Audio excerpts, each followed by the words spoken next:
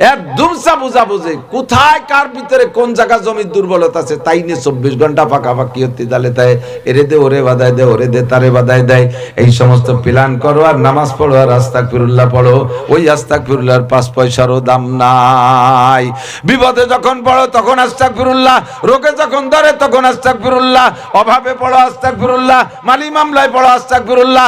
যখন বিপদ আর অভাব কাইটে যায় আবার সেই কর্মকারের লোহা, ঠিক না? কর্মকারের লোহা বাইড়ি দেখছেন না? কামারের দোকানে গেছেন, একজন হলো ওই যে দাঁড়ায় থাইয়ে 5 কেজি হ্যামার দিয়ে কাঁসাই দিয়ে বাইড়, আর আসল কর্মকার বসে থাকে ছোট্ট একটা টোয়া দেয়। আমি আগে ভাবতাম যে ও তো বসাওয়ালা একটা বাড়ি দেখ, ওর বাড়িতে তো কিচ্ছু হয় না, দাঁড়ানওয়ালার বাড়িতে না লোহা লম্বা আছে, তো ও ছোট্ট একটা বাড়ি দেখে পরে বুঝলাম যে হলো জায়গা চিনে দেয়, এই জায়গা দাও। ওটাইতে লোহা লম্বা হওয়ার উদ্দেশ্য না, ওটাই দিল জায়গা চিনে দেয়, এই জায়গা দেয়। তো বড়টা আর ছোটটা মিলে শব্দ কি হয় জানেন? যেই সেই, যেই সেই। লোহারে যত বড় লোহা কয় আমি যেই সেই, যেই সেই, যেই সেই। লোহা লোহাই আমারে যত বড় শোনা হবো না, হয়তো কাশি কোদাল খুনটা করে লতি পারি, শোনা হবো না। কতক্ষণ বিপদে পড়লে সেই সময় আস্তাগফিরুল্লাহ টুপি, আর বাবা দেন না পরীক্ষার্থী যারা এখন বেশ নিয়মিত নামাজি আর কোনো মসজিদে যায়, পরীক্ষা থেকে পরীক্ষা হয়ে যাবে, এরপরে আবার টুপি টোপা জমা দিয়ে যাই। মেম্বার চেয়ারম্যান নির্বাচনের সময় আমার এমপি সাহেবরা কি সুন্দর নামাজ পড়ে, আল্লাহু আকবার। আসরের নামাজি 4 বার পড়ে, যা একবারের জায়গা 2 বার, জোহর 2 বার পড়া যায়, ঈশা 2 বার পড়া যায়, মাগরিব আসর আর ফজর 2 বার পড়া যায় না, সে আসর 4 বার পড়ে। মানে এক জায়গা পড়ছে ওরা দেখছে, আর এক জায়গা তো দেখে নেই। তোমরা একটু কথা বলতে তো কমি নামাজ দা সারিয়ে আসি, তার মিনটা বুঝুক দেহ আমাদের প্রার্থী এখন বুড়ো আঙ্গুল। কতক্ষণ আবার নির্বাচন হয়ে যাওয়ার পরে জিতুক আর হারুক টুপিটা জমা দিয়ে তুই যেই সেই, যেই সেই কর্মকারের লোহা।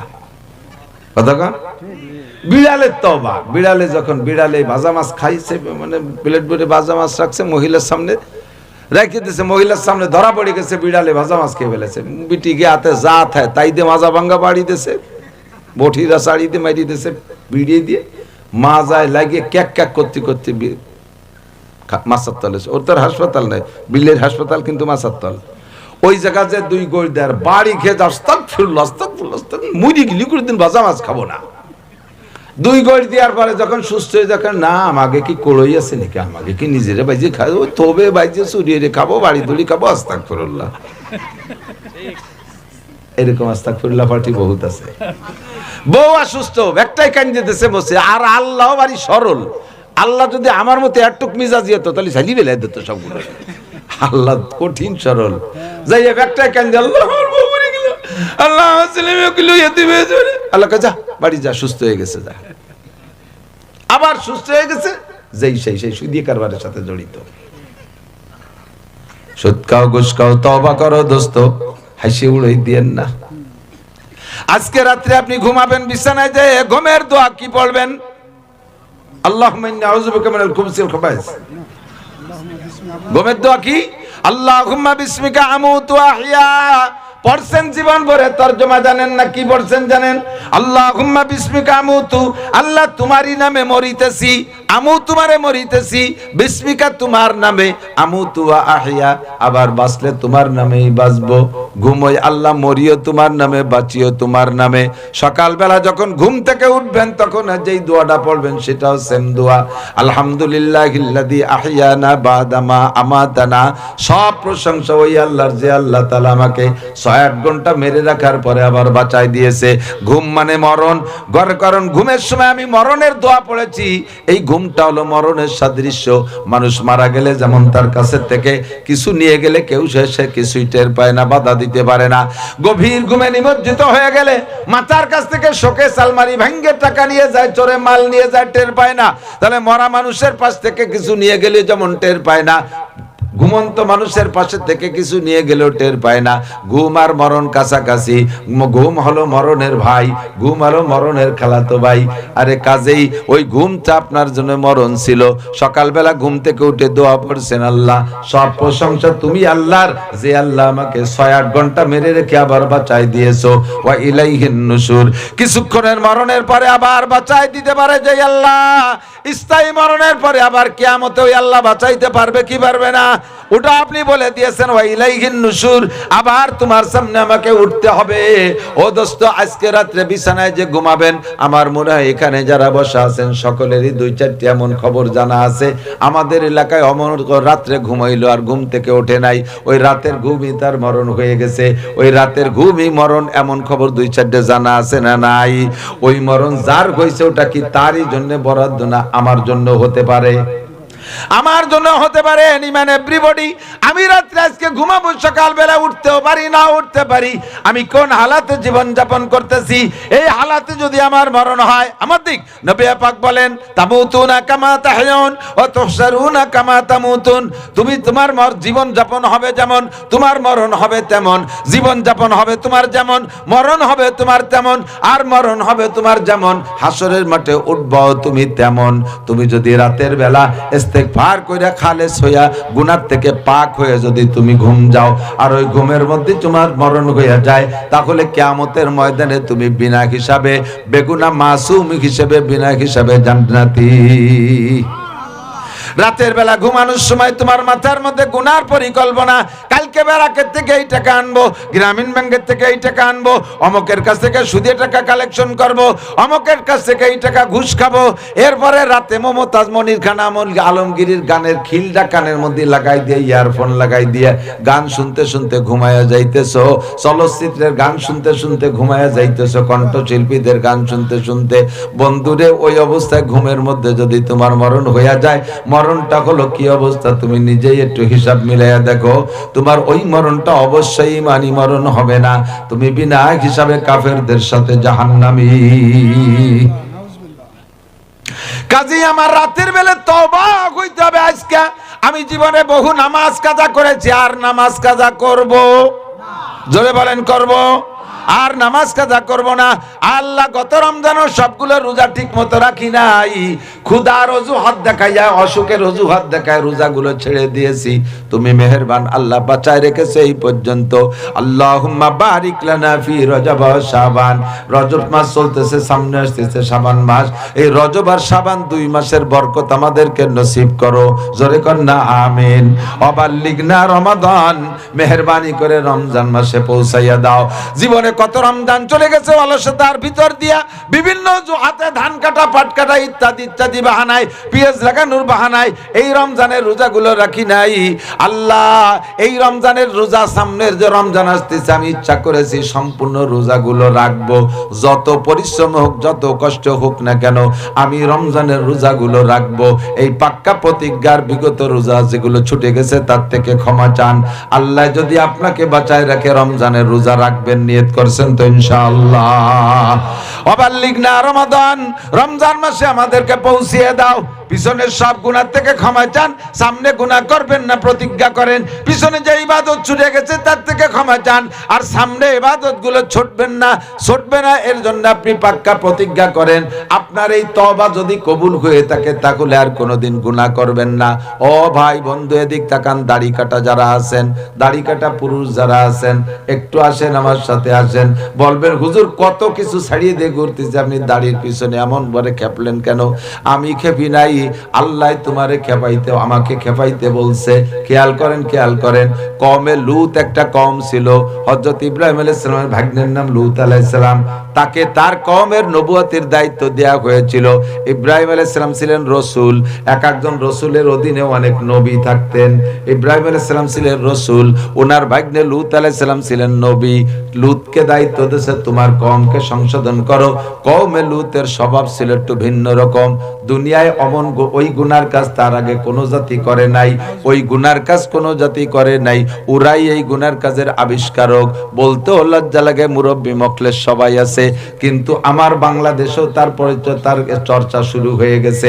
পশ্চিমেরা রাষ্ট্রীয়ভাবে অনুমোদন করে দিয়েছে সমকামিতা, পুরুষে পুরুষে যৌন চরিতার্থ করা, এর চাইতে নগণ্য ঘৃণার কাজ হইতে পারে না। দুনিয়ার কোনো পশু প্রাণীতে এই অন্যায় করে না, দুনিয়ার কোনো পশু প্রাণীতে এই অন্যায় করে না। পুরুষে পুরুষে সমকাম অন্য কোনো প্রাণীতে করে না, মানুষে করে। শুরু করছে এই কাজটা কওমে লূত, আর এই কওমে লূতের মূল অপরাধ হলো সমকাম। আর এই সমকামকে সহযোগিতা করার জন্য তিনটে গুনাহ, তিনটে কাজ তারা করত। এক নম্বরে দাড়ি উঠার পরে থেকে দাড়ি কাইটে ফেলতো, কারণ দাড়ি যদি মুখে বড় হয়ে যায় তখন তার চেহারা পরিবর্তন হয়ে যায়। যেই আকর্ষণের কারণে পুরুষে পুরুষে সমকাম করে, সেটা হলো মুখের ভিতরে, চেহারার ভিতরে নারীত্বের একটা রূপ থাকা।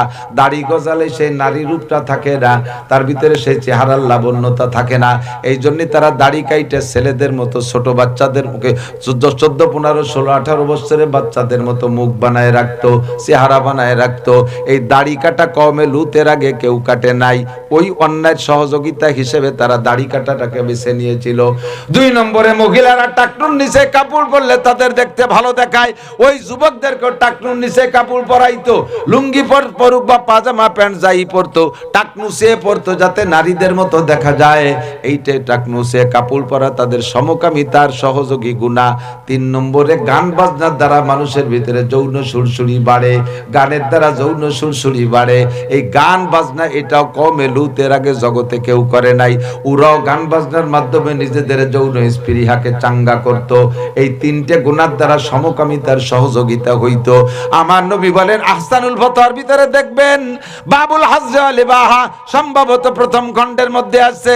আল্লাহর নবী বলেন, আমার উম্মতের মধ্যে 3টে গুনাহ, এই 3টে গুনাহ কওমে লূতের ওই সমকাম করা গুনাহ সমপরিমাণ অপরাধ। যদি তুমি তার থেকে বাঁচতে চাও, 1 নম্বর গুনাহ হলো দাড়ি কাটা, 2 নম্বরে পুরুষের টাকনু সে প্যান্ট পাজামা লুঙ্গি পরা, 3 নম্বরে গান বাজনা গাওয়া এবং শোনা। এই 3টে গুনার কারণে তারা এই গুনার মাধ্যমে কওমে লূত তারা লেওয়াতাতের দিকে অগ্রসর হইতো। আমার উম্মত যখন এই 3টে গুনাহ করবে, কওমে লূতকে তাদের আমলের কারণে যেমন ধ্বংস করে দিয়েছি ভূমিকম্পের মাধ্যমে, আমি আল্লাহ, এই নবী পাক বলেন, আল্লাহ পাক এই উম্মতের অন্যায়ের কারণে এমন আঞ্চলিকভাবে ধ্বংস করে দিতে পারে। কাজী দাড়ি কাটার গুনাহ থেকে তওবা করো ও যুবক। আল্লাহর কসম, দাড়ি যারা কাটছেন মনে রাখবেন, আল্লাহর কসম, দাড়ি কাটা মুসলমানকে নবী পাক প্রথম চান্সে সুপারিশ করবে না। দাড়ি কাটা গুনাহগার, দাড়ি কাটাওয়ালাদের সাথে নবী পাক প্রথম চান্সে সাক্ষাৎই দিবেন না। দাড়ি যারা জীবন ভরে কাটছেন, একবার দাড়ি যদি মুখে, করে মনে রাখেন, 1000 দাড়ি যদি মুখে থাকে, দাড়িকে শেভ করতে, একবার দাড়িকে সম্পূর্ণ শেভ করতে ধরে নেন 5 মিনিট সময় লাগছে। 5 মিনিটের ভিতরে 1000 দাড়ি কাটছেন, 1000 দাড়ির 1000 কবিরা গুনাহ হইছে। একটা কবিরা গুনার কারণে 7000 বছর জাহান্নাম, 7000 বছর জাহান্নাম। আপনি 1000 কবিরা গুনাহ করছেন মাত্র 5 মিনিটের ভিতরে, 7 লক্ষ বছর জাহান্নাম ইনকাম করেছেন। এবার এ পর্যন্তই শেষ না, বিড়ি খাওয়ার গুনাহ যখন খায় তখন গুনাহ, বিড়ি খাওয়া শেষ হয়ে গেলে আর ওই গুনাহ ওই সময় লেখে না। জিনার গুনাহ যখন জিনা করে তখন গুনাহ, জিনার থেকে উঠে যাওয়ার পরে আর গুনাহ নাই। আরে চুরি যখন করে তখন গুনাহ, অথবা চুরির মাল যতক্ষণ ব্যবহার করে ততক্ষণ গুনাহ, ওই মাল ব্যবহার শেষ হয়ে গেলে পারা ওই চুরির গুনাহ আর লেখা হয় না। কিন্তু দাড়ি কাটা এমন একটা গুনাহ, যেই গুনাহ 24 ঘন্টা আপনার সাথে থাকে। আপনি ঘুমিয়েছেন, ঘুমের মধ্যে প্রত্যেক 5 মিনিট অন্তর দাড়ি সংখ্যা পরিমাণ কবিরা গুনাহ লেখা হয়েছে। আপনি কাবা ঘরের মধ্যে বসে তাসবিহ তাহলিল করবেন, ওই অবস্থায় যদি আপনার দাড়ি কাটা থাকে, তওবা না করেন, 5 মিনিট পর পর আপনার দাড়ি সংখ্যা পরিমাণ কবিরা গুনাহ। ঘুমিয়ে আছেন, ঘুমের মধ্যে লেখা হইতে আছে। খানা খাইতেছেন, খানা খাওয়ার মধ্যে লেখা হইতে আছে। নামাজ পড়তেছেন, নামাজের নেকি নামাজে ফাঁকে দাড়ি কাটার গুনাহ লেখা হচ্ছে। কোরআন শরীফ তিলাওয়াত করতেছেন, তিলাওয়াতের নেকি তিলাওয়াতে পাচ্ছেন, কিন্তু ফাঁকে 5 মিনিট অন্তর অন্তর আপনার দাড়ি সংখ্যা পরিমাণ কবিরা গুনাহ লেখা হচ্ছে। আমাকে যদি ঈমানের সাথে দুনিয়া থেকে যাইতে হয়, নবী পাকের হাউজে কাউসারকে বিশ্বাস করে সেখান থেকে পার আশা থাকে, হাউজে কাউসার খাওয়ার আশা থাকে, তাহলে এক্ষুনি আমার চেহারাটা মুসলমানি চেহারায় পরিণত করতে হবে। আল্লাহু আকবার। দাড়ি কাটা গুনার থেকে তওবা করেন। এই যুবক আমার দিক তাকাও, যে গুনার থেকে তওবা করছ আর যদি ওই গুনাহ কোনোদিন না করো তাহলে বুঝবা তওবা কবুল হয়ে গেছে। আর তওবা কবুল হলে আলাদা একটা পুরস্কার।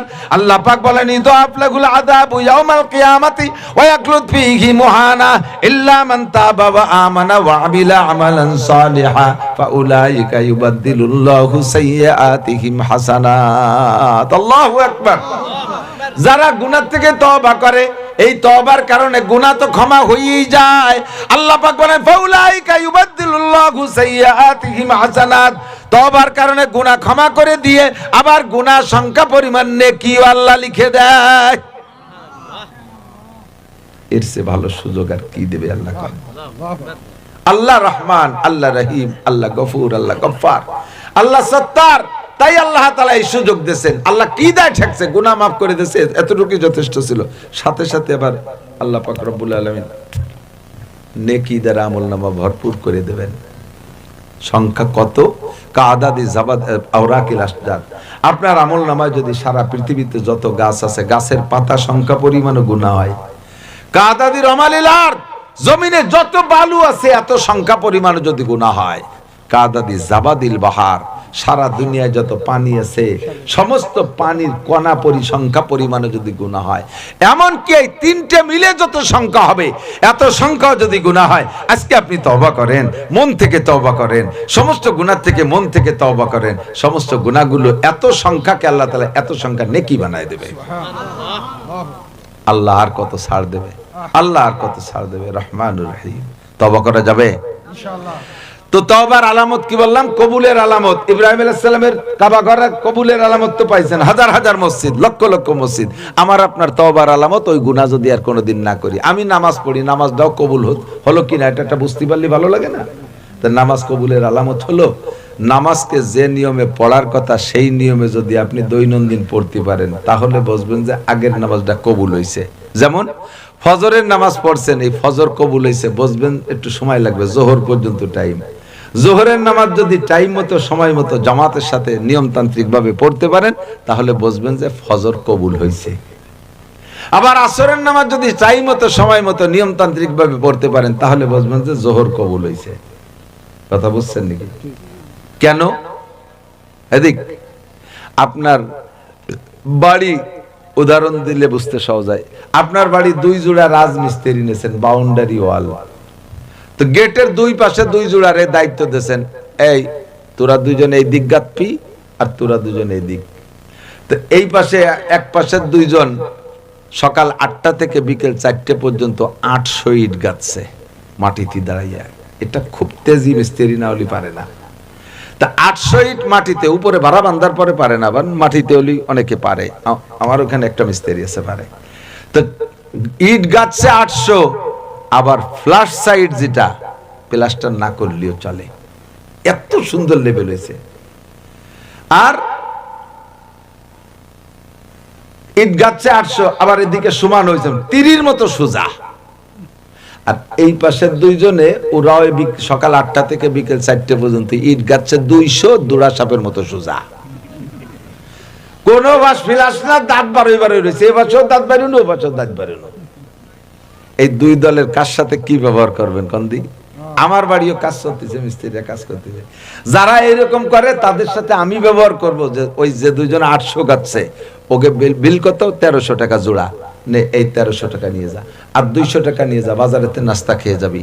আর আগামীকালকে কিন্তু টাইম মতো চলে আসিস, তোকে দিয়ে ছাড়া আমি কাজ করাবো না। এই ওয়ালের পরে 6 তলা দালান জ্বলবো, ওটাও তোরা 2 জন করবি, আর কোনো মিস্ত্রি নেব না। কথা কন? আর এই 2 জনটা কি কব? কালকে তোর আব্বারে নিয়ে এসে ইট খুলবি, বাড়িতে সিমেন্ট বালি আইনি আমার এই ইট ঠিক করে দিয়ে যাবি, আর 1 বছরের মধ্যে যেন তোকে এই এলাকায় না দেখি। মিস্ত্রি বাড়াইছে, শয়তান, মানুষের মাল নষ্ট করিস, ওকে গেটি ধরে খেতে দেওয়া, তা তো পাবি না, তোর বাপরে ইট সুজাই দিয়ে যাবি। কথা কন? আপনিও ফজরের নামাজ পড়ছেন, আর একজনও পড়ছে, আপনার আল্লাহ তাআলা ওই সময় দাওয়াত দিয়ে দিয়েছে, আব্দুল খালেক মোল্লা তুমি কিন্তু জোহরে আসবা, আল্লাহই দাওয়াত দিচ্ছে। তোমার তাকবীর, তোমার কিরাত, তোমার রুকু, তোমার সিজদা, তোমার আত্তাহিয়াতু, তোমার সালাম ফিরানো তোমার দাঁড়ানো, তোমার আন্তরিকতা আমাকে কেড়ে নিয়ে গেছে। তুমি কিন্তু জোহরে আইসো, ইমাম সাহেব না আসে না আসুক, তুমি কিন্তু আইসো। ওই সময় আল্লাহ কবুল করে দাওয়াত দিয়ে দিয়েছে। এই জন্য আপনি জোহরে আসতে পারছেন, কালকে দাওয়াতে আজকে ঈদগাহ আইছে। কতক্ষণ? আবার আসরের সময় বলে দিয়েছে, আসরের সময় তো মুসল্লি কম আসে, ক্ষেত খামারে কাজ কামার ব্যবসা বাণিজ্য, তুমি একটু আইসো। তুমি না আসলে মসজিদের হক আদায় হয় না। তোমার তাকবীর, তোমার রুকু, তোমার কিরাতে আমি খুশি হয়ে গেছি বান্দা। এভাবে এক ওয়াক্ত পড়ার পরে আর এক ওয়াক্তের দাওয়াত দিয়ে দেয়। পরের ওয়াক্ত সুন্দরভাবে পড়তে পারে, এটাই প্রমাণ হলো যে আপনার নামাজ আগের ওয়াক্ত আল্লাহ পছন্দ করছে, বিদ্যার দাওয়াত দিয়ে দিয়েছে। আর ওই মসজিদে আর একজন পড়ছে ফজরের নামাজ, ওরে ওই সময় কয়ে দিচ্ছে তোরে জন্য এলাকায় না দেই।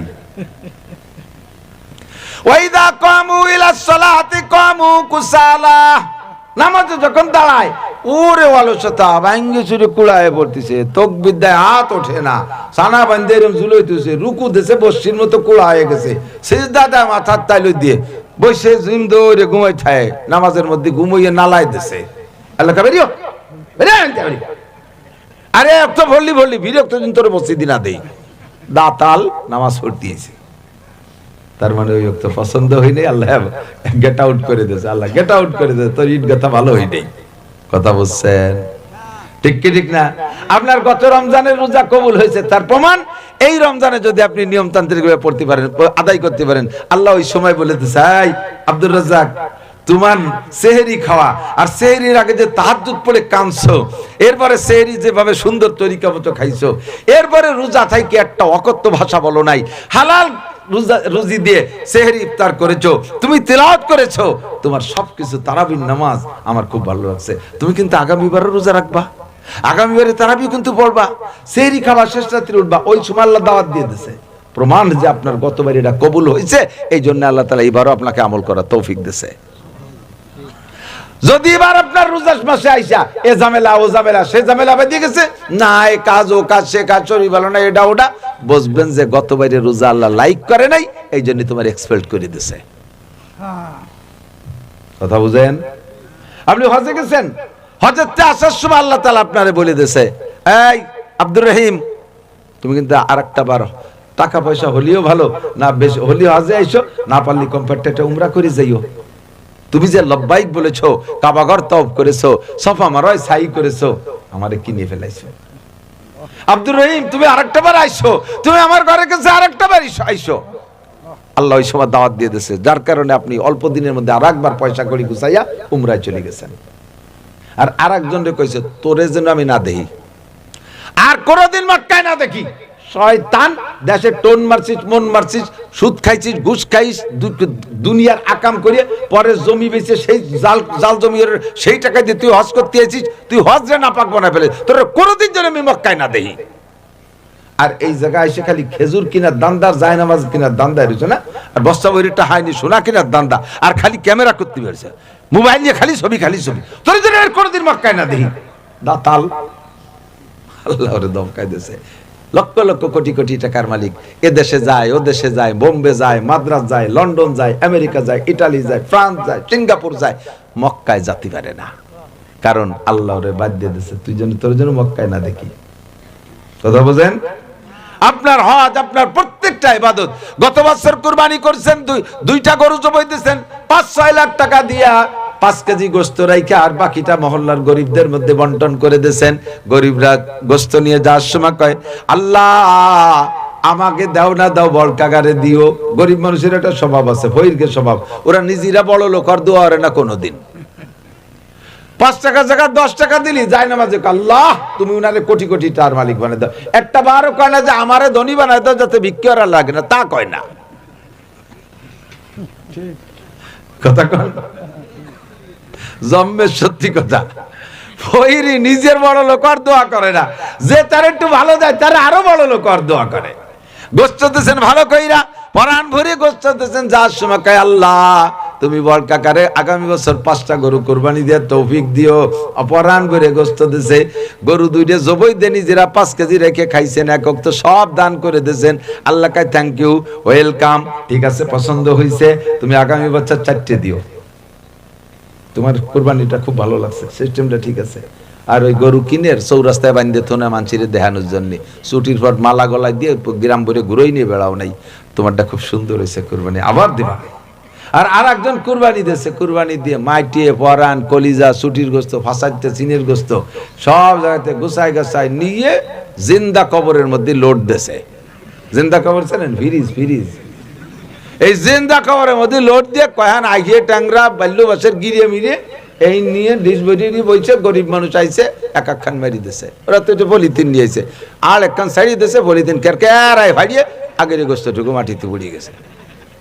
গালাগালি আল্লাহ তুমি বুড়ো শয়তানরে দেশ কুরবানি, কাজ যাওয়ার লোককে আমার আসল গোস্তটুকু মাটির মধ্যে ফেলাই দিচ্ছে ওখানে আর দিয়ে। আল্লাহ মন খারাপ করিস না, আর 2 বছর পরে এই বুড়োরে ব্যাগ নিয়ে নামাই দেবো, তুই কালেকশন করে খাবি। পারে পারে পারে এত বড় কোরবানি দিয়ে আল্লাহ তাআলা কোরবানির গোশতের জন্য ভিক্ষের জন্য নামাতে পারে কি পারে না? পারে পারে পারে। আপনার কুরবানি আল্লাহ বহুত আছে, চোখের সামনে বহুত আছে। দেখবেন এই মাঠে 30 বছর আগে একটা জমির ছিল মালিক একজন, আর ওই মাঠে কামলা দিত আর একজন। 30 বছর পরে এসে মালিক হয়ে গেছে কামলা, কামলা হয়ে যায় মালিক। আছে ইতিহাস পাওয়া যাবে কি না? ফাতাবিরু ইয়া উলিল আবসার। এর থেকে কিসসা, এই কিসসা থেকে আপনি উপদেশ গ্রহণ করেন, কাজটাকে ইখলাসের জন্য করবেন। যা করব কার জন্য? ওয়ামা উমিরু ইল্লা লিয়াবুদুল্লাহ মুখলিসিনা লাহুদ্দিন। যে ইবাদত করব ইখলাসের সাথে আল্লাহরই জন্য। হজ করছি পত্রিকায় কাগজে আলহাজ লেখানোর জন্য না, আলহাজ লেখানোর জন্য হজ করেন নাই। বহুত মাহফিলে যে দেখি ডাইন পাশে একটা চেয়ার আছে, চেয়ারটা খালি পড়ে রয়েছে, হুজুর রাই নিচে দিয়ে বসা, বলে ওই চেয়ার কান্ডে নামাইতেন কেউ উঠিয়ে বসেন, নামানোও যাবে না ওর পর বসাও যাবে না। কেন? ওটা সভাপতির চেয়ার, ডাক দেন সভাপতি বসুক। কয় না উনি একটু অভিমান করছে, উনি এইবারই হজ করে আইছে নগদ, আমাকে একটা ভুল হয়ে গেছে, সে নাম লেখছে কিন্তু আলহাজ লেখা হয়নি। উনি এই কাগজ দেখে খুব ক্ষুব্ধ, রাগ হয়েছে, মাহফিল তো বন্ধই করে দেবে, যে 9 লক্ষ টাকা দিয়ে হজ করেছি, তোর আমার নামে আলহাজ কেন লেখিস নেই? আমি কি করে চেয়ারে বসি? বুঝতেই পারতেছে না, বাংলা কয়া লাগে না, তুই বসতি না পারিস গাড়ি মেরে বেড়াই গে যা। তুমি পত্রিকা কাগজে আলহাজ করানোর জন্য হজে গেছো, আর তাই লেখে না বিদায় চেয়ারে বসতে পারতেছে না। আল্লাহ তোরে এই নিয়ত খারাপের কারণে সম্মানের চেয়ারের থেকে গেটি ধরে নামাই দিছে, বসতে দেয়নি। কতক্ষণ সম্মানের চেয়ার সভাপতি চেয়ারের থেকে নামাই দিছে। সেই আবু হানিফা রাহমাতুল্লাহর কিসসা একটু মনে পড়ে গেল। ইমাম আবু হানিফা রাহমাতুল্লাহ আলাইহির সময় এক নাস্তিক ছিল, এই নাস্তিকের সাথে ওনার বিতর্ক অনুষ্ঠান, টাইম একটা ধার্য হয়েছে, এই টাইমের মধ্যে আসতে হবে। ইমাম আবু হানিফা রাহমাতুল্লাহ আলাইহির দলে অল্প কয়েকজন মুসলমান, নাস্তিকের দলে হাজার হাজার। এখন যে টাইমে আসার কথা বেলা 10টায়, ইমাম আবু হানিফা ইচ্ছা করে 1 ঘন্টা দেরি করে আসছে। এই যখন 1 ঘন্টা দেরি করে আসে, তখন নাস্তিকদের তো জয় জয় জয় হয়ে গেছে। হ্যাঁ তো সে মৌলবী আল্লাহরে তালাশ করে পাচ্ছে না, সেই জন্য পিছিয়ে পড়িয়ে গেছে, এই শুরু হয়ে গেছে স্লোগান। এর মধ্যে উনি চলে আইসে নীলে লুঙ্গি একখান গাই দিয়ে, কি হুজুর গেছে তোমার আল্লাহ, তুমি গেছো? হেবান আছে না ব্যঙ্গ পার্টি, এরকম ভেক্সি মারে, কি দেরি হলো কেন তোমার? 10টায় টাইম। তখন উনি বলতেছে যে রাগ করেন না, আসছি তো, তবু তারপর একটা কথা হবে, দেরি হওয়ার কারণটা জিজ্ঞেস করলে বলি। বলে হ্যাঁ বলো। আমার তো বাড়ি নদীর ওপার, নদী পার হয়ে আসা লাগে, তো নদীর ঘাটে আইসে দেখি যে চোখের সামনে এদিক ওদিক কোথাও কোনো পারের ব্যবস্থা নাই। চিন্তায় পড়ে গেলাম কিভাবে পার হবো। এর মধ্যে দেখি হঠাৎ আমার সামনে একটা শাল গাছ তৈরি হয়ে গেল, কেউ লাগালো না, এমনি এমনি হয়ে গেল। এরপরে দেখতে দেখতে সে গাছ বড়ই হয়ে গেল। এরপরে কেউ কোনো করাতি মারাতি কেউ নাই, গাছটা নিজে নিজে তক্তা হয়ে গেল। সেই তক্তা কি দিয়ে কি একা একা নৌকো হয়ে গেল, কোনো মিস্ত্রি নেই। পরে সে নৌকো কেউ ঠেলিও নামালো না, নিজে নিজে উপরেতে পানিতে নামছে। পরে আমি উঠলাম, মাঝি মাল্লা কেউ নেই, পরে তাই এবার চলে এসে নৌকো আমারে নিয়ে। এই অতীতে একটু সময় লাগে, এই জন্য ঘন্টাখানিক দেরি হয়েছে। এই নাস্তিকটা দেও, মৌলবীরা কত বড় আবাল, এ আলে খাটো কি হুজুররা খালি খালি। এ কেউ গাছ লাগালো না, গাছ হয়। কেউ নৌকরে ভালো কাঠ ফাড়ে না, সে আবার তক্তা হয়। কেউ মিস্ত্রি না, এবার নৌকো হয়। তাকেও বায় না, আবার একা একা এবার চলে আসে। এর কয় কোন তোর বুদ্ধি? একটা মানুষ হলো, একটা বুদ্ধিমান হলো, ইমামে আবু হানিফা বলে, আবালের বেটা আবাল, একখান নৌকো যদি মিস্ত্রি ছাড়া না হয়, একটা গাছ যদি লাগানো ছাড়া না হয়, একটা গাছ যদি করাতি ছাড়া না, করাতি না হলে তক্তা না হয়, তাহলে এত বড় বিশ্ব ভূমণ্ডলে সৃষ্টিকর্তা একজন না থাকলে এটা হয় কি করে? কথা কন। ফাবহিতাল্লাযী কাফার, আওরি বলছে ওরে কপাল, যাই দিয়ে আটকাতে গেলেন তাই দিদি ছাড়াই গেল। এখন বলতেছে আচ্ছা ঠিক আছে, যা আবার হইছে ওটা বাদ দাও, তোমার আল্লাহ কোন দিক তাকায় আছে? না, এর আগেরটা হলো তোমার আল্লাহ এখন কি করতেছে? তোমার আল্লাহ এখন কি করতে? জাস্ট এই টাইমে তোমার তো একটা আল্লাহ আছে, কি করতেছে কও? ইমামে আবু হানিফা বলতেছেন, এই প্রশ্নটা তুমি তো প্রশ্নকারী আর আমি উত্তরদাতা। স্কুল কলেজ যেখানে লেখাপড়া করো, দেখো প্রশ্ন করে ছাত্ররা, উত্তর দেয় উস্তাদে, উত্তর দেয় ক্লাসে বসে। তো তুমি প্রশ্ন করতেছো আমার কাছে, আমি উস্তাদ আর তুমি হলো ছাত্র, তো তুমি ওই স্টেজের উপরে বসা আর আমারে তুইছো নিচে। ইমামে আবু হানিফার জন্য মঞ্চ রাখছে, মানে বসার ব্যবস্থা নিচে রাখছে, আর ওই নাস্তিকের দলে তো লোক বেশি, ওরা উপরে চেয়ার দিয়েছে। তো ইমামে আবু হানিফা বলতেছে যে তুমি আমার কাছে এই প্রশ্নটা জানবা, উত্তর জানার জন্য আমার কাছে প্রশ্ন করছো, আমি উত্তর দেবো, তাই আমি তোমার উস্তাদের মর্যাদায়, আর তুমি থাকবা আমার ছাত্রের মর্যাদায়। কাজেই উত্তর পাইতে হলে তুমি ওই জায়গা থেকে নিচে আসবা, আমি ওই জায়গা বসবো, তা নাহলে উত্তর দিতে পারবো না। এখন তো ওর অহমিকা ছাড়ে না, কয় না। সবাই মিলে বলতে না, তাই দেন এত বড়টা কঠিন প্রশ্ন করলেন যে এই মুহূর্তে আল্লাহ কি করতেছে, কাজটা তো প্রশ্ন উত্তরটা তো খুব কঠিন, যদি একটু কাকপাস করলে দিতে পারে, একটু নামেন। কোন মতো নামবে না। তারপরে যুবকরা ইমাম আবু হানিফার পক্ষে চলে এসেছে, অনেক দৌড়িয়ে কিলে গুতাইয়ে নাক মুখ ফাটাইয়ে নিয়ে নিচে বসাইছে, আর ইমাম আবু হানিফারে কোলে করে নিয়ে ওই চেয়ারে বসাইছে। বলেন এবার উত্তর দেন। এখন বলেন আল্লাহ এই মুহূর্তে কি করতেছে? আল্লাহ কি করতেছে বোঝো নাই? ওই খবিশটারে জুতো মারিয়ে নামাইছে আর আমারে সম্মানে উঠাইছে। আল্লাহ আপাতত এটি করতেছে, আল্লাহ আপাতত এই কাজটা করলো। প্রত্যেকটা কথায় যেটা যে আটকাতে যায় সেইটা দিয়ে ছাড়াই যায়। এরপরে বলো তোমার আল্লাহ এখন কোন দিক তাকায় আছে? একটা মোমবাতি জ্বালাও। তো মোমবাতি জ্বালাইছে, কয় বলো তো এই মোমের আগুন কোন দিক তাকায় আছে? কয় সব দিক। আমার আল্লাহ সব দিক তাকায় আছে। সুবহানাল্লাহ বলেন না সুবহানাল্লাহ।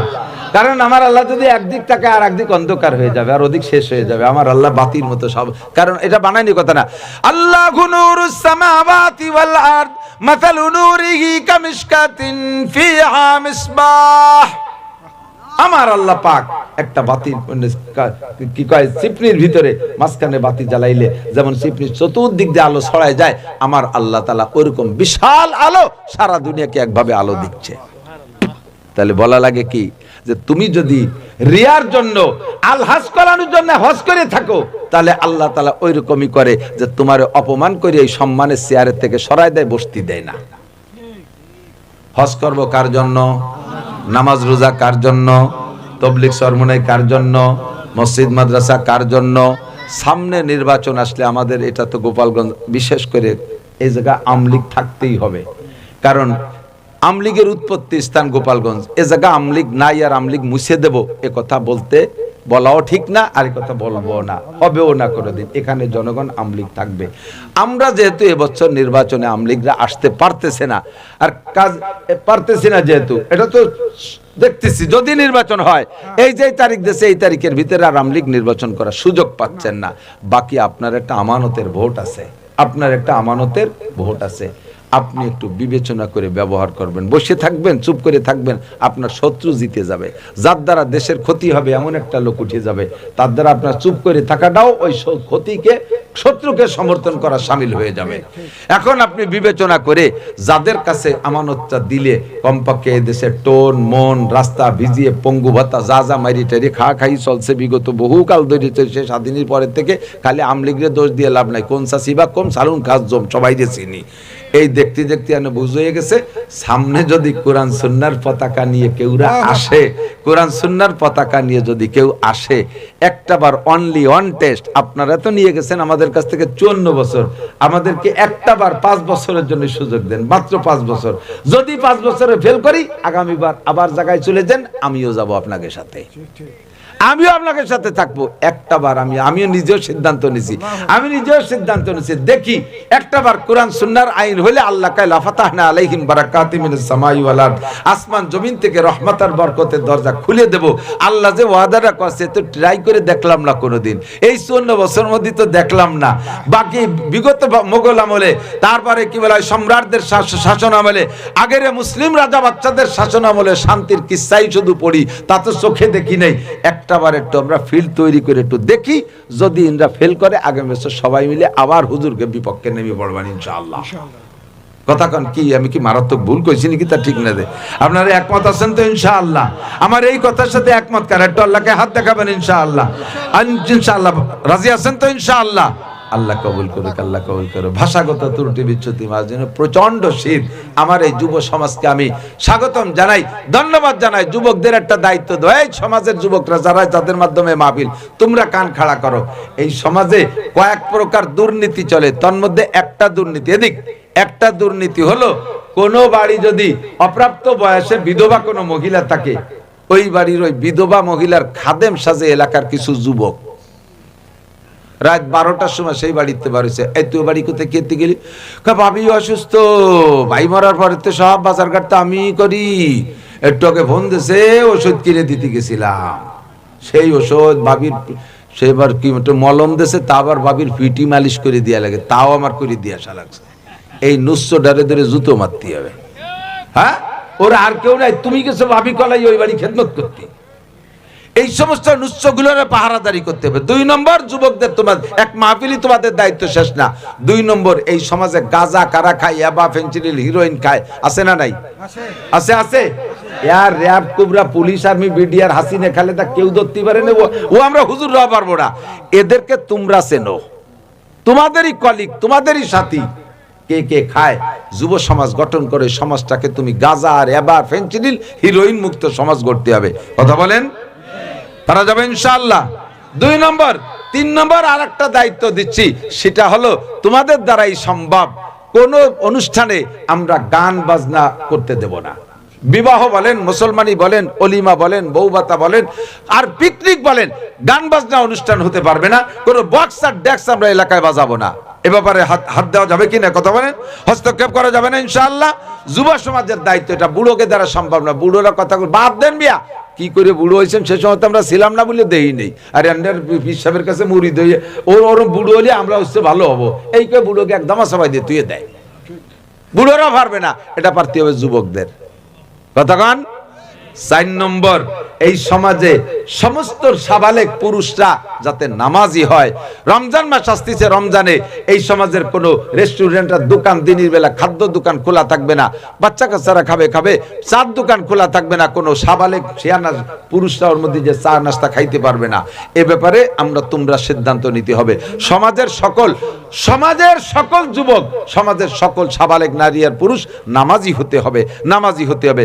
5 নম্বরে, এই আহলে হাদিস ফিতনা, বিভিন্ন প্রকারের ফিতনা, হিজবুত তাওহীদ ফিতনা, আহলে হাদিস ফিতনা, আহলে কোরআন ফিতনা, কাদিয়ানি ফিতনা, এই ফিতনাগুলো যদি এখানে কি বলা হয় মাথা চাড়া দিয়ে উঠতে যায়, হক্কানি উলামায়ে কেরামের শরণাপন্ন হইয়া বড় বড় আলেমদেরকে ডেকে নিয়ে আসবেন। হুজুর এই ডেতে এই গয় দেখেন দিয়ে, এর সাথে আপনারা কি বোঝেন, আমাদের সাথে মুভ করায় দেবেন ইনশাআল্লাহ।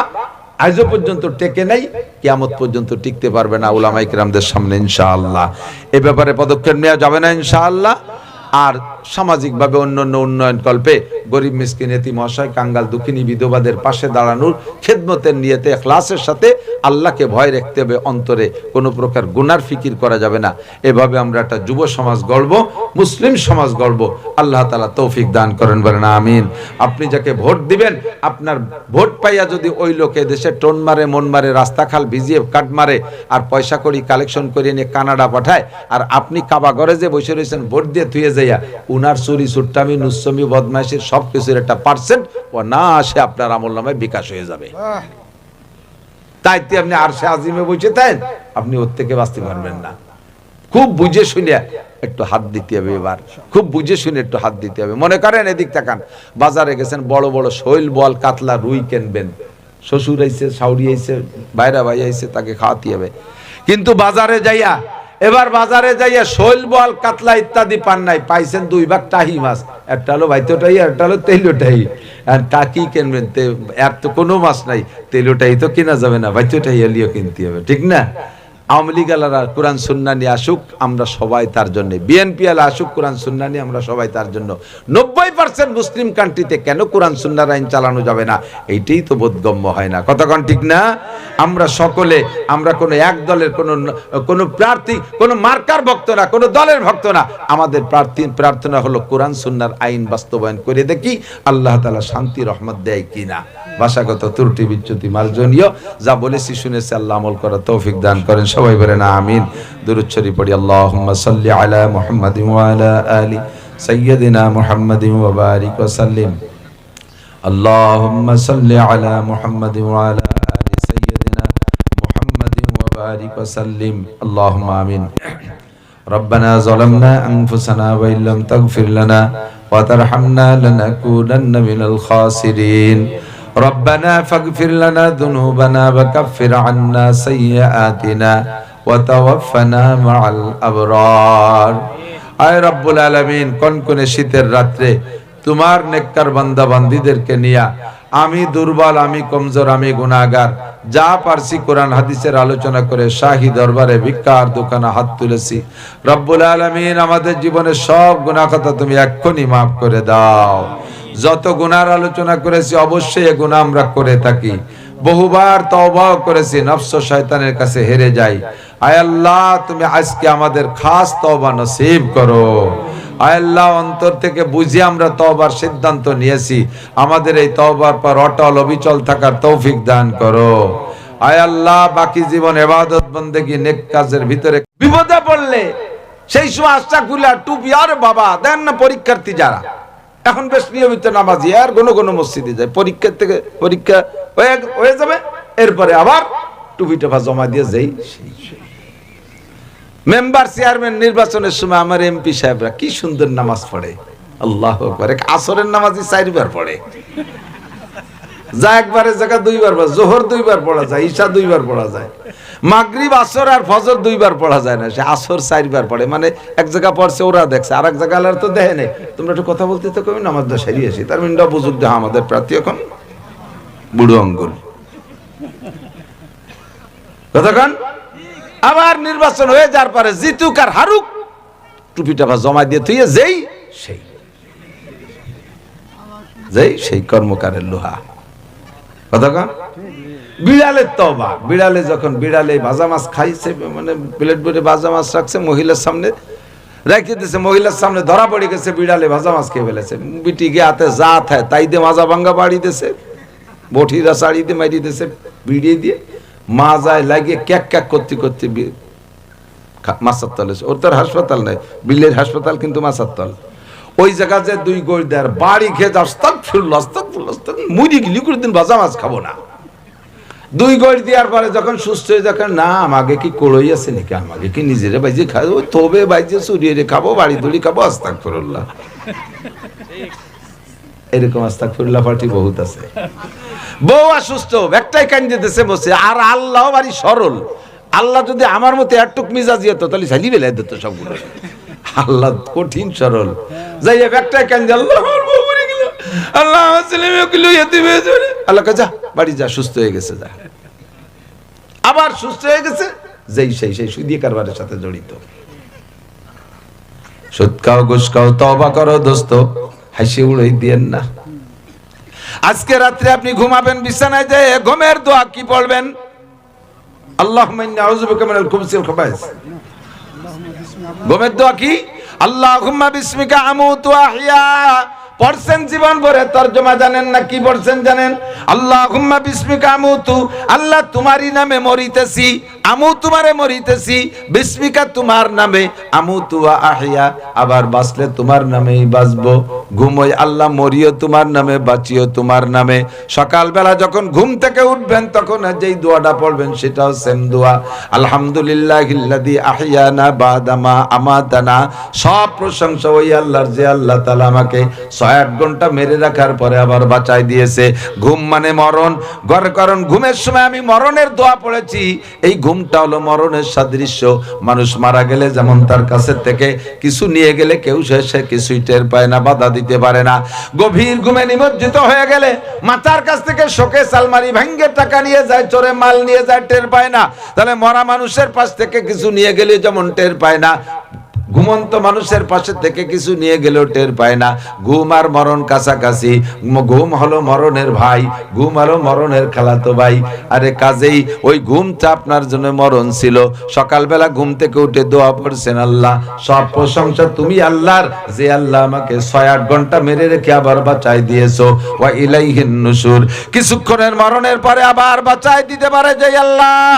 স্থায়ী মরণের পরে আবার কিয়ামতে ওই আল্লাহ বাঁচাইতে পারবে কি পারবে না, ওটা আপনি বলে দিয়েছেন। ওয়া ইলাইহিন নুশুর, আবার তোমার সামনে আমাকে উঠতে হবে। ও দোস্ত, আজকে রাত্রে বিছানায় যে ঘুমাবেন, আমার মনে হয় এখানে যারা বসা আছেন সকলেরই 2-4টি এমন খবর জানা আছে। আমাদের এলাকায় অমর রাত্রে ঘুমাইলো আর ঘুম থেকে ওঠে নাই, ওই রাতের ঘুমই তার মরণ হয়ে গেছে। ওই রাতের ঘুমই মরণ, এমন খবর 2-4টে জানা আছে না নাই? ওই মরণ যার হয়েছে ওটা কি তারই জন্য বরাদ্দ না আমার জন্য হতে পারে? আমার জন্য হতে পারে। এনিম্যান এভরিবডি, আমি রাত্রে আজকে ঘুমাবো, সকালবেলা উঠতেও পারি না উঠতে পারি। আমি কোন হালাতে জীবন যাপন করতেছি, এই হালাতে যদি আমার মরণ হয়, আমার দিক নবী পাক বলেন, তামুতুনা কামা তাহয়ুন ওয়া তুহশারুনা কামা তামুতুন। তুমি তোমার জীবন যাপন হবে যেমন, তোমার মরণ হবে তেমন। জীবন যাপন হবে তোমার যেমন, মরণ হবে তোমার তেমন। আর মরণ হবে তোমার যেমন, হাসরের মাঠে উঠবো তুমি তেমন। তুমি যদি রাতের বেলা ইস্তেগফার কইরা খালেস হইয়া গুনাহ থেকে পাক হয়ে যদি তুমি ঘুম যাও, আর ওই ঘুমের মধ্যে তোমার মরণ হইয়া যায়, তাহলে কিয়ামতের ময়দানে তুমি বিনা হিসাবে, বেগুনাহ মাসুম হিসেবে, বিনা হিসাবে জান্নাতি। রাতের বেলা ঘুমানোর সময় তোমার মাথার মধ্যে গুনার পরিকল্পনা, কালকে ব্যারাকের থেকে এই টাকা আনবো, গ্রামীণ ব্যাংকের থেকে এই টাকা আনবো, অমকের কাছ থেকে সুদে টাকা কালেকশন করব, অমকের কাছ থেকে এই টাকা ঘুষ খাবো। এরপরে রাতে মমতাজ মনির খান আলমগীরের গানের খিলটা কানের মধ্যে লাগাই দিয়ে, ইয়ারফোন লাগাই দিয়ে গান শুনতে শুনতে ঘুমায়া যাইতেছো, চলচ্চিত্রের গান শুনতে শুনতে ঘুমায়া যাইতেছো, কণ্ঠশিল্পীদের গান শুনতে শুনতে। বন্ধুরে, ওই অবস্থায় ঘুমের মধ্যে যদি তোমার মরণ হইয়া যায়, মরণটা হলো কি অবস্থা তুমি নিজেই একটু হিসাব মিলাইয়া দেখো। তোমার ওই মরণটা অবশ্যই ইমানি মরণ হবে না, তুমি বিনা হিসাবে কাফেরদের সাথে জাহান্নামী। কাজী আমার রাতের বেলা তওবা হইতে হবে। আজকে আমি জীবনে বহু নামাজ কাজা করেছি, আর নামাজ কাজা করব? জোরে বলেন করব? আর নামাজ কাজা করব না। আল্লাহ গত রমজানও সবগুলো রোজা ঠিক মতো রাখি নাই, ক্ষুধার অজুহাত দেখাইয়া, অসুখের অজুহাত দেখায় রোজাগুলো ছেড়ে দিয়েছি। তুমি মেহেরবান, আল্লাহ বাঁচায় রেখেছে এই পর্যন্ত। আল্লাহুম্মা বারিক লানা ফি রজব ওয়া শাবান। রজব মাস চলতেছে, সামনে আসতেছে শাবান মাস। এই রজব আর শাবান 2 মাসের বরকত আমাদেরকে নসিব করো। জোরে কর না আমিন। অবাল্লিগনা রমাদান, মেহেরবানি করে রমজান মাসে পৌঁছাইয়া দাও। জীবনে কত রমজান চলে গেছে অলসতার ভিতর দিয়া, বিভিন্ন হাতে ধান কাটা, পাট কাটা, ইত্যাদি ইত্যাদি বাহানায়, পেঁয়াজ লাগানোর বাহানায় এই রমজানের রোজাগুলো রাখি নাই। আল্লাহ, এই রমজানের রোজা, সামনের যে রমজান আসতেছে, আমি ইচ্ছা করেছি সম্পূর্ণ রোজাগুলো রাখবো। যত পরিশ্রম হোক, যত কষ্ট হোক না কেন, আমি রমজানের রোজাগুলো রাখবো। এই পাক্কা প্রতিজ্ঞার বিগত রোজা যেগুলো ছুটে গেছে তার থেকে ক্ষমা চান। আল্লাহ যদি আপনাকে বাঁচায় রাখে, রমজানের রোজা রাখবেন, নিয়ত করছেন তো ইনশাআল্লাহ? অবাল্লিগনা রমাদান, রমজান মাসে আমাদেরকে পৌঁছিয়ে দাও।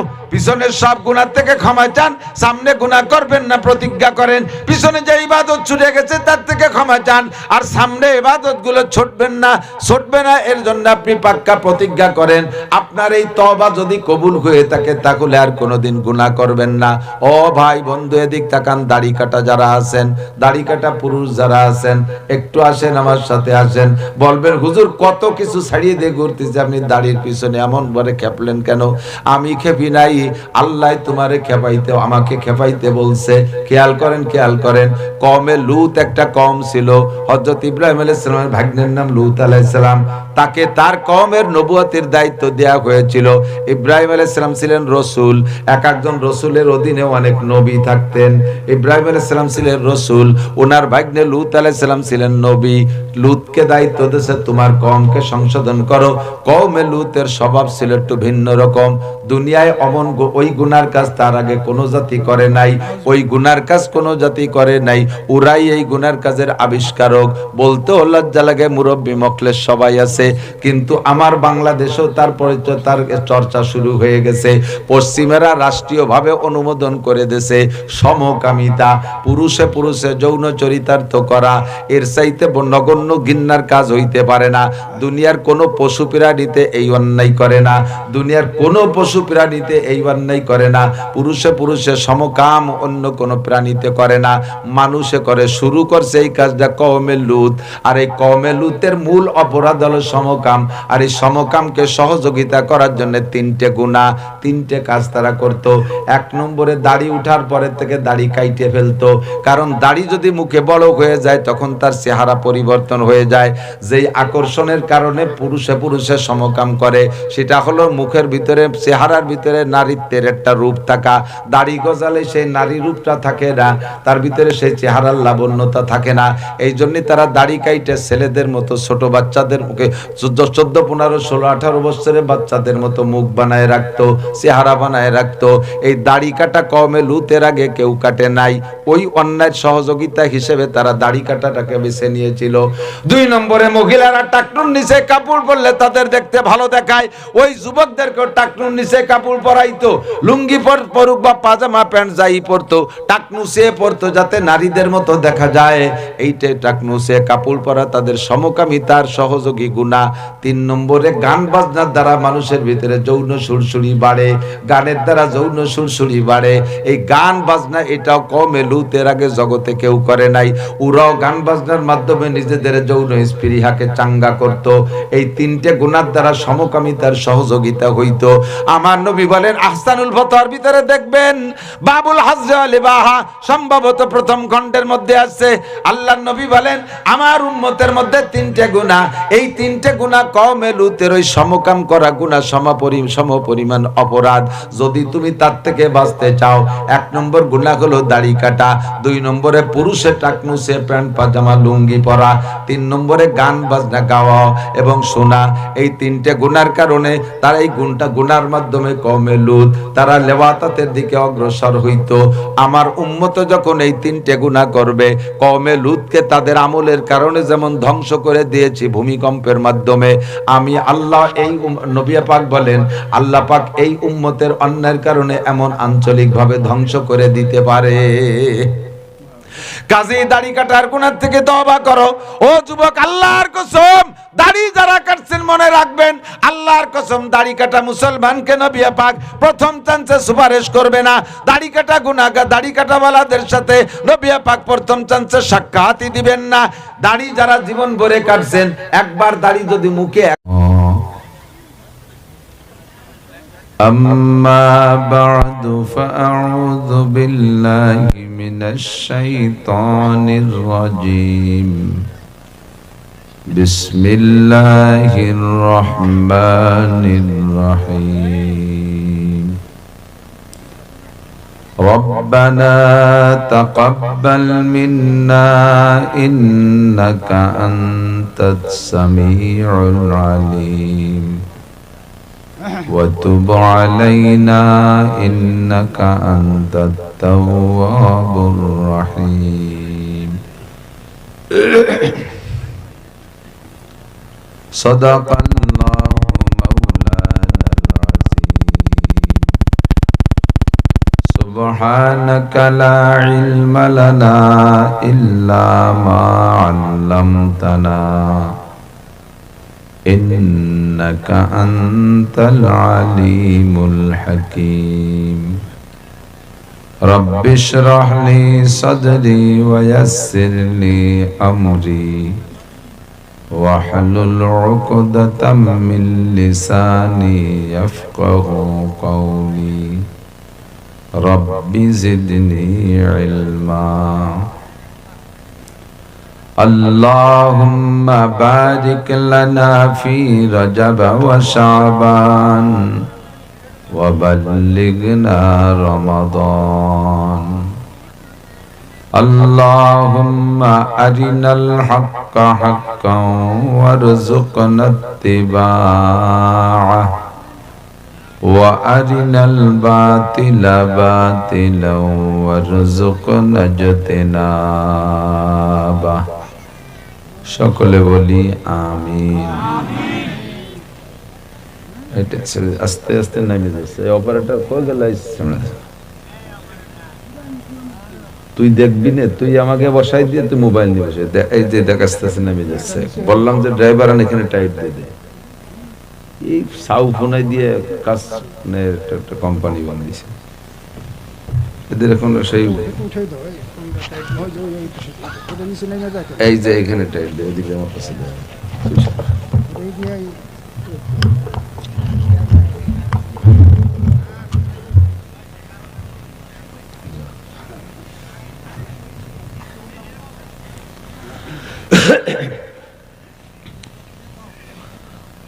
আমরা একটা দুরূদ শরীফ পড়ি। আল্লাহুম্মা সাল্লি আলা মুহাম্মাদিন ওয়া আলা আলি মুহাম্মাদ কামা সাল্লাইতা আলা ইব্রাহিম ওয়া আলা আলি ইব্রাহিম ইন্নাকা হামিদুম মাজিদ।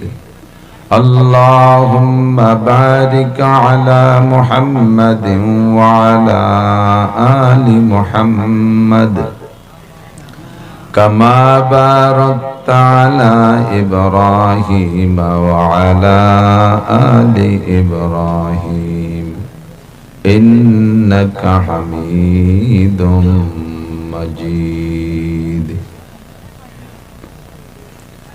আথাল দেয়া যুব সমাজের উদ্যোগে আয়োজিত চতুর্থ বার্ষিক ওয়াজ মাহফিল, মাহফিলের সম্মানিত সভাপতি, যুব সমাজের সকল সদস্যবৃন্দ, এ সমাজের মসজিদের সম্মানিত ইমাম ও খতিব সাহেব,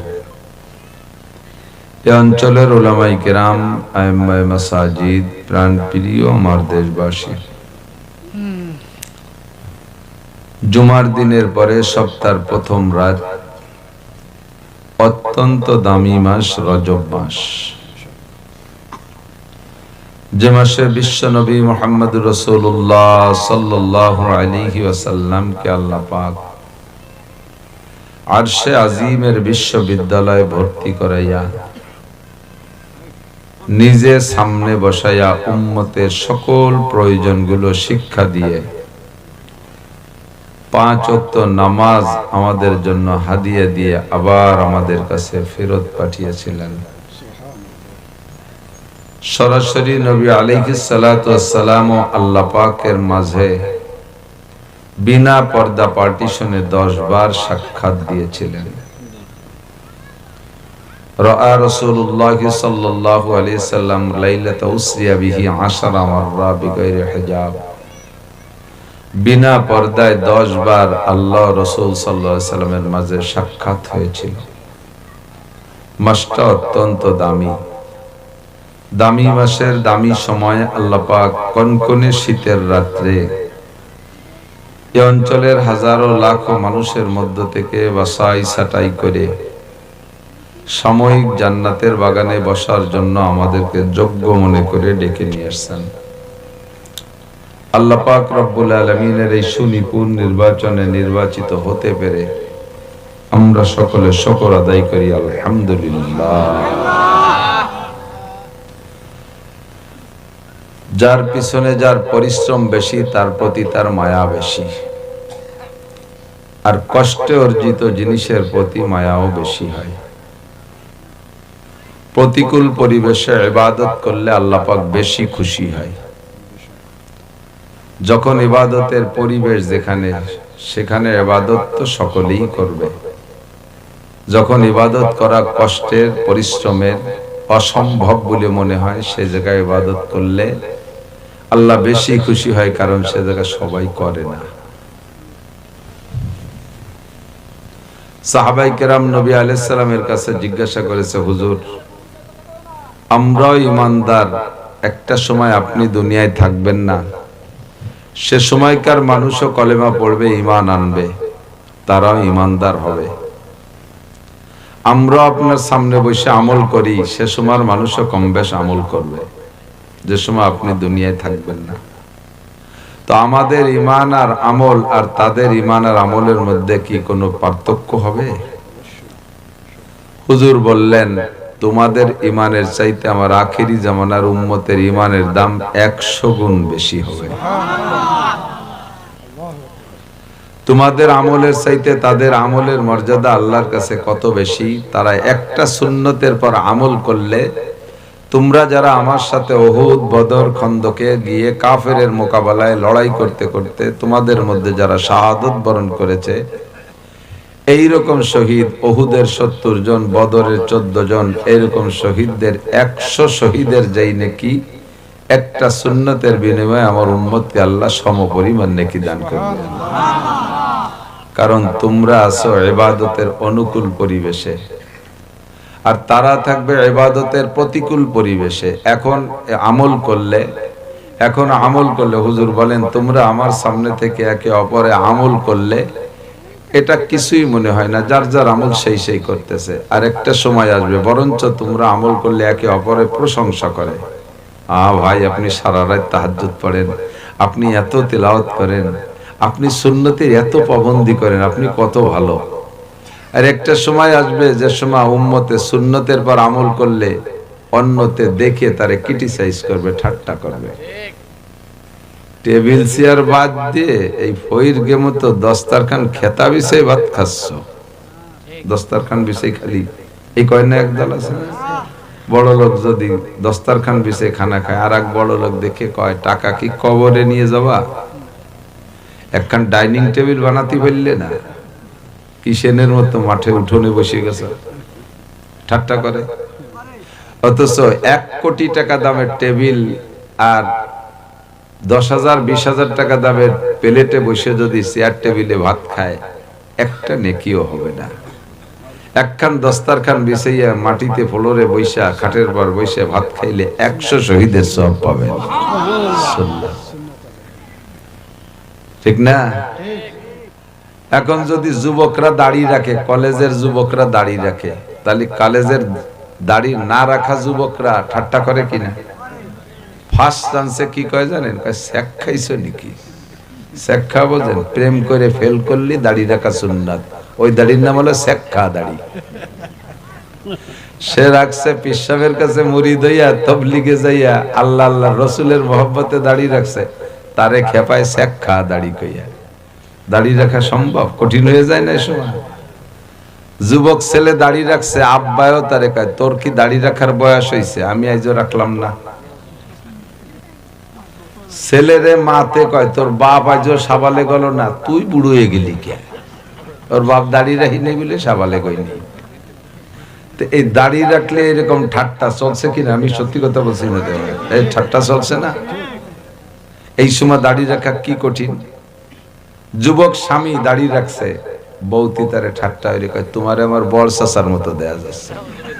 তা স্বামীরে যদি বড় চাচার মতো দেয়া যায় দাড়ির জন্য, আর কি দাড়ি রাখা সম্ভব? এই সময় সুন্নতের পর আমল করলে বহুত কঠিন মুহূর্ত, এটা হলো প্রতিকূল পরিবেশ।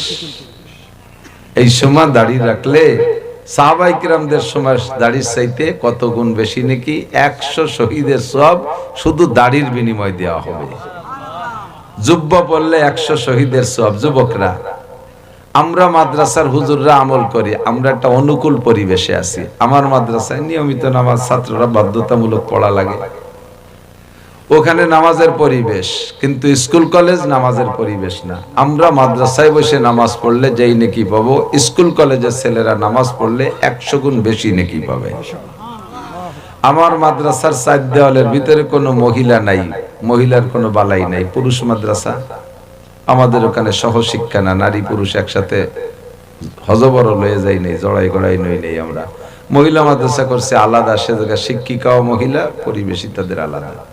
তো আমার পুরুষ মাদ্রাসায় একটা ছেলে 1 বছর আগে মাদ্রাসায় ঢুকছে, শবে বরাতের আগে ফাইনাল পরীক্ষা দিয়ে বের হবে। 1 বছর যদি মাদ্রাসার মধ্যে বন্দী থাকে, তাহলে ও কোনো নারীর মুখ দেখবে না। কাজেই ওর এই পর্দাটা বড় সহজ হইছে, ঠিক না? আর কলেজ, হাই স্কুল, বিশ্ববিদ্যালয়ে মহিলা পুরুষে তো জড়াই গড়ায় মাখাই গেছে। আটা দিলি মাইয়ে পায়ে বাইতে যায়, চোখ উঠলি চোখের সামনে পেঁচে যায়, ঠিক না? তারপরে গার্মেন্টস এর ভিতরে, গার্মেন্টস, বাংলাদেশ গার্মেন্টস এর ভিতরে এই সব জায়গা থেকে চোখরে কন্ট্রোল করা, পর্দা করা বহুত বড় কঠিন। এই পাশে হরেন কি এদিক ফিরে দিয়া নাকি? হ্যাঁ রে আল্লাহ রে, মাইক অপারেটর রে মাইক সেট করছে। একেবারে সারা বাংলাদেশের একটা ব্যতিক্রম অবস্থা পালাম আজকে এই জায়গা। অভিজ্ঞ অপারেটরের দ্বারা এগুলো সেট। ওই জায়গায় কথা বলতেছে, ওইটা আমার মুখ বরাবর চলে আসতেছে, প্রতিধ্বনি হচ্ছে। তো ওইটা এদিকে শেখা শব্দ, এই শব্দটা এইখানে চলে আসতেছে কোন জায়গাতে? ফাঁকা জায়গা হলে তো দূরে চলে যাবে, গোপালগঞ্জ চলে যায় না, জায়গা এদিক তাকান, কারণ ডিস্টার্ব মনে হচ্ছে। আল্লাহ, তো এই সময় সুন্নতের পর আমল করা বহুত কঠিন ব্যাপার, ঠিক কি না? তা আমরা মাদ্রাসায় থাকি, নামাজ পড়া আমাদের দৈনন্দিন স্বভাব। এখানে নামাজ পড়া অনুকূল, স্কুল কলেজ নামাজের অনুকূল পরিবেশ না। মাদ্রাসায় পর্দা করা অনুকূল পরিবেশ, school college university garments office আদালত অনুকূল পরিবেশ না। কাজে এই জায়গার চাইতে ওই জায়গায় ইবাদত করলে আল্লাহ তাআলা বেশি নেকি দান করেন। আবহাওয়া যদি সুন্দর হইতো, শীত কম হতো, লোক আরো বেশি হতো। কড়কড়িয়ে শীত। বুড়ো মানুষ যে আসছেন কয়জন, আপনাদের অসংখ্য ধন্যবাদ। আপনারা আসতে পারছেন, আপনারা পুরন হাড়ে তৈরি, পুরন হাড়ে তো দেখে আসছি, সেটা পুরন হাড়ে তৈরি। এই পুরন হাড়ে বলে টিকতে পারছেন। ইদানিং কালের মানুষ যদি এরকম বুড়ো হইতো, কোনো মতে আসতে পারত না। কারণ যুবকরা রাস্তা দিয়ে 4 কিলোমিটার হাঁটতে 3 বার পেশাব করা লাগে, গেছে সব শেষ হয়ে যায়। তো আলহামদুলিল্লাহ, এই অনুকূল প্রতিকূল পরিবেশ উপেক্ষা করে আপনারা শীতের মধ্যে বসে আছেন। আশা করি আল্লাহ তাআলা আপনাদের ফাল্গুন চৈত্র মাসে মাহফিলের চাইতে 100 গুণ বেশি নেকি দান করবেন। আল্লাহ কবুল করুক, সবাই বলি আমিন। আল্লাহ তৌফিক দান করুন, বলেন আমিন। মুসলিম জাতির পিতা ইব্রাহিম খলিলুল্লাহ আলাইহিস সালাম, মুসলিম জাতির পিতা। আঞ্চলিক বা দেশীয় জাতির পিতা পার্থক্য থাকতে পারে, তা নিয়ে আমাদের কোনো ঝগড়া দ্বন্দ্ব কলহের মধ্যে আমি যাই না। পাকিস্তানিরা কায়েদে আজম জিন্নাকে বলে, আমাদের দেশের আওয়ামী লীগ সমর্থক যারা, তারা বঙ্গবন্ধু শেখ মুজিবুর রহমানকে জাতির পিতা বলে। কিন্তু এনরা তো যার যার দেশের ভিতরে সীমাবদ্ধ। আর সারা পৃথিবীতে, আমেরিকা থেকে নিয়ে জাপান পর্যন্ত সারা পৃথিবীতে যখন এতদিন কাফের ছিল, আজকে কলেমা পড়ে মুসলমান হবে, সাথে সাথে তার জাতির পিতা পাল্টে যাবে। পাল্টে যিনি জাতির পিতা হবেন তার নাম ইব্রাহিম খলিলুল্লাহ আলাইহিস সালাম, ঠিক না? আল্লাহ তাআলা তাকে 30টা পরীক্ষা নিয়েছেন। ওয়াইয ইবতালা ইব্রাহিম রাব্বুহু বিকালিমাতিন ফাআতাম্মাহুন। আল্লাহ নিজেই বলতেছেন, আমি ইব্রাহিমকে 30টা পরীক্ষা নিয়েছি, আর প্রত্যেক পরীক্ষায় পাস। সুবহানাল্লাহ। আল্লাহ নিজেই ঘোষণা দিচ্ছেন ফাতাম্মাহুন, সব পরীক্ষায় পাস, একটাও ফেল করে নাই। 30 সাবজেক্টে 30 নাম্বার, 99 করে না, 30। কারণ রেজাল্ট দিয়েছেন কে? আল্লাহ। তো 30টা পরীক্ষা নিছেন, তার মধ্যে একটা পরীক্ষার নাম অগ্নি পরীক্ষা, গেছে না? নমরুদ একটা না, বাবুল শহরে যত কাফের ছিল সকলকে বাই ফোর্স অর্ডার। সাবালেক যারা আছো, নাবালেকদের পর হুকুম না, সাবালেক থেকে নিয়ে বুড়ো যারা হাঁটাচলা করতে পারো, ডেলি 1 মণ করে শাল